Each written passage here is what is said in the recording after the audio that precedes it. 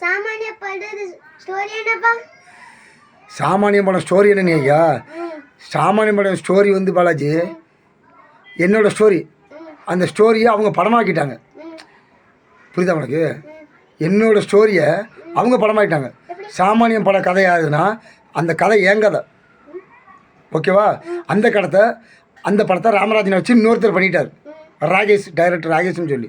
ஆனால் அந்த படம் ராகேஷ் படம் கிடையாது, என்னோட படம். சாமானியனால என்னோட படம், அது என்னோட கதை. என்னோட கதை அவர் எடுத்திருக்காப்புல. என்ன கதைப்பா அது பாலாஜி? அது வந்து என்னோட சொந்த கதை மாதிரி. அதனால ஏன் ஸ்டோரிங்க என்ன போல சாமானியம் எல்லோரோட வாழ்க்கையில் நடக்கிற உண்மையான ஸ்டோரி அது. எப்படின்னு வச்சுக்கோ, நம்ம இந்த வீடு வாங்குறதுக்கு ஒரு லோன் வாங்குறோம். லோன் வாங்கும் போது அந்த பேங்க்காரங்க அவ்வளோ நைஸாக பேசுவாங்க. நம்ம லோன் வாங்கி நம்ம கட்டுவோம் பார்த்தியா, அந்த கட்டும்போது ஒரு மாதம் கட்ட தவறணும்னு வச்சுக்கோ, அதுக்கு வட்டிக்கு மேலே வட்டி போடுவாங்க. அதனால் ரொம்ப கஷ்டப்படுத்துவாங்க. அந்த கஷ்டத்தை எவ்வளோ கஷ்டப்பட்டு ஒரு 4-5 வருஷம் போராடி கடனை கஷ்டப்பட்டு சாப்பாட்டு கூட வழி இல்லாட்டி பரவாயில்ல, பேங்க்காரன் லோன் கட்டணும். அந்த மாதிரி கஷ்டப்பட்டு கடன்பட்டு நான் கஷ்டப்பட்டு அந்த கடன் அடைச்சேன். அந்த படத்தை பார்க்கும்போது கண்ணீரை நம்ம அறியாமலே கண்ணீர் வந்துடும். ராமராஜன் எத்தனையோ படம் நடிச்சிட்டு தான் இந்த படம் மாதிரி எந்த படமும் இல்லை. நான் சொல்கிற அளவுக்கு அந்த படத்தை பார்த்தா, ராமராஜன் படம் பார்த்தா நம்ம மாமூலாக இருப்போம், ஜாலியாக என்ஜாய் பண்ணிட்டு வந்துடுவோம். ஆனால் இந்த படத்தை பார்த்தா கண்ணீர் வடிக்காமல் வர முடியாது. பொம்பளை மட்டும் இல்லை, ஆம்பளை முத கொண்டு இந்த படம் பார்த்தா கண்ணீர் வடிப்பாங்க. அந்தளவுக்கு ஒரு அற்புதமான படம். இது கதை என்ன என்னதுன்னா என்னை போல சாமானிய எல்லாருக்கும் பொதுவான கதை ஓன் இது ஏன் கதைன்னு கிடையாது, எல்லாருக்கும் பொதுவான ஒவ்வொரு சாமானியோட கதை தான் இந்த கதை. ஆனால் இதை ராகேஷ் ரொம்ப சூப்பராக அருமையாக எடுத்திருக்காரு. இதை உனக்கு நான் கதை சொல்கிறதோட ஒன்று நான் மெட்ராஸ் கூட்டு போய் இந்த படத்தை காட்டினா தான் நல்லாயிருக்கும். சரியா? அப்போ நான் சொன்ன நான் மெட்ராஸ் கூட்டு போய் காட்டுறேன்னு. அப்போ நம்ம அடுத்த வாரம் போய் குடும்பத்தோட போய் ஃபேமிலியோட போய் பார்க்கணும். தனியாக இப்போ சொல்கிறாங்க சில பேர் படம் யாரும் ஃபேமிலியை போய் பார்க்க மாட்டாங்கன்னு. ஆனால் இந்த படத்தை ஒவ்வொரு ஃபேமிலியும் பொம்பளையும் குடும்பத்தோடு போய் பார்க்கணும். சரியா?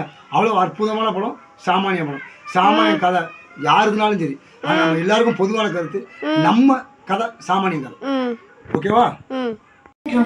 இத்தனை நாளா கட்டாதவங்க இப்போ வந்து கட்டி கிழிக்க போறீங்களா? எங்க மாமா புருஷா பொம்பளை வெளியில விட்டுட்டு அவன் என்ன பண்றான்?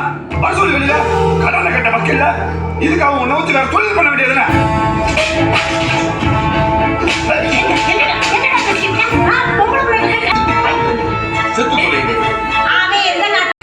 தகப்பனை அந்த வளர்த்து அளக்கணும்னு சத்தியம் வாங்கிட்டு உசுரை விட்டுட்டேன்.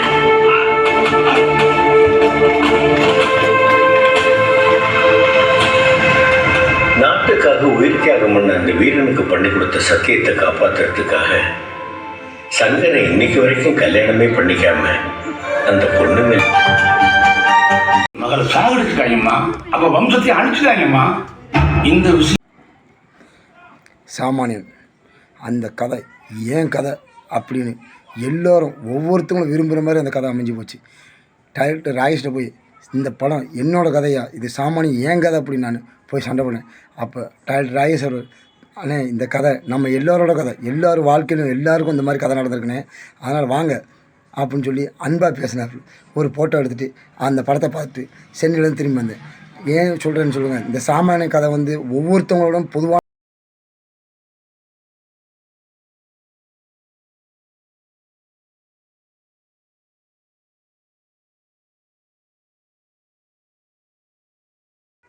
லைக் பண்ணுங்க, ஷேர் பண்ணுங்க, சப்ஸ்கிரைப் பண்ணுங்க. பாய்.